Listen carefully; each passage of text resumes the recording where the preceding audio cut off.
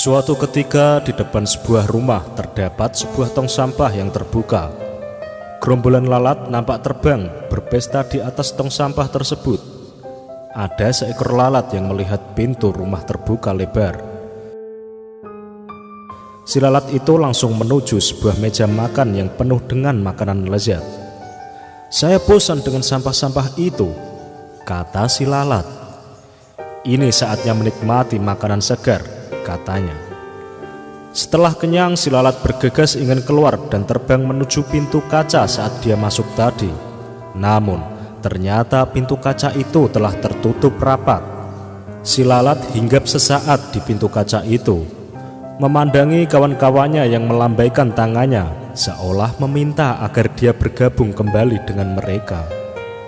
Si lalat pun terbang di sekitar kaca, sesekali melompat dan menerjang kaca itu. Dengan tak kenal menyerah, si lalat mencoba keluar dari pintu kaca.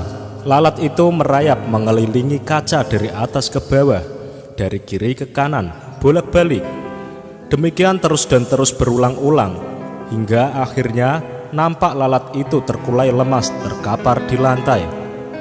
Tak jauh dari tempat itu nampak serombongan semut merah yang sedang mencari makan. Dan ketika menjumpai lalat yang tak berdaya itu, serentak mereka mengerumuni dan beramai-ramai, menggigit tubuh lalat itu hingga mati. Kawanan semut itu pun mengangkat bangkai lalat yang malang itu menuju sarang mereka. Dalam perjalanan, seekor semut kecil bertanya kepada rekannya yang lebih tua, "Ada apa dengan lalat ini, Pak? Mengapa dia sekarat?" Semut yang lebih tua menjawab, "Oh, itu sering terjadi. Ada saja lalat yang mati sia-sia seperti ini. Sebenarnya mereka ini telah berusaha. Dia sungguh-sungguh telah berjuang keras berusaha keluar dari pintu kaca. Namun ketika tak menemukan jalan keluar, dia frustasi dan kelelahan hingga akhirnya jatuh sekarat dan menjadi menumpahkan malam kita." Semut kecil itu manggut-manggut, namun masih penasaran dan bertanya lagi, "Aku masih tidak mengerti.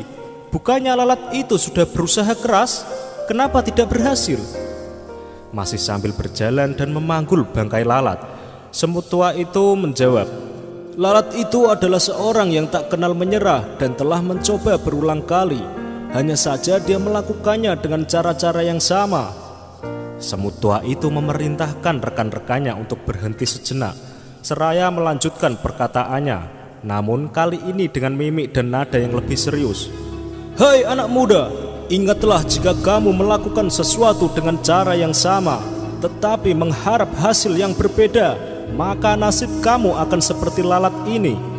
Para pemenang tidak akan melakukan hal-hal yang berbeda, tetapi mereka hanya melakukannya dengan cara yang berbeda.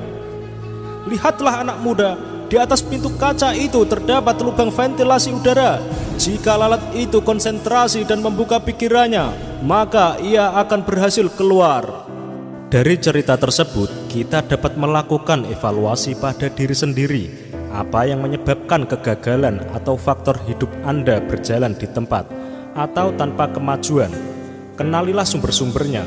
Semakin Anda mampu merinci faktor kegagalan, maka semakin tajam Anda mencari solusinya, yang pastinya dengan cara yang berbeda. Pada waktu John F. Kennedy kalah dalam suatu pemilihan untuk merebutkan kursi calon wakil presiden Amerika pada tahun 1956. Dalam kegagalan tersebut, dia tidak putus asa dan tidak berhenti, tetapi sebaliknya ia berkata, "Sekarang kita sudah mengetahui kesalahan-kesalahan yang kita perbuat dan mengetahui apa yang harus kita perbuat untuk menang pada pemilihan yang akan datang. Kita akan melaksanakan pekerjaan yang besar itu lagi." Dan akhirnya pada pemilihan tahun 1960, Kennedy memenangkan. Bukan lagi wakil presiden yang ia menangkan, melainkan ia memenangkan sebagai presiden termuda Amerika Serikat. Nah sobat, semoga kisah dari lalat dan semut tadi dapat menginspirasi sobat semua. Ikuti terus video dari Celah Terang, inspirasi dahsyat rahasia pola pikirmu.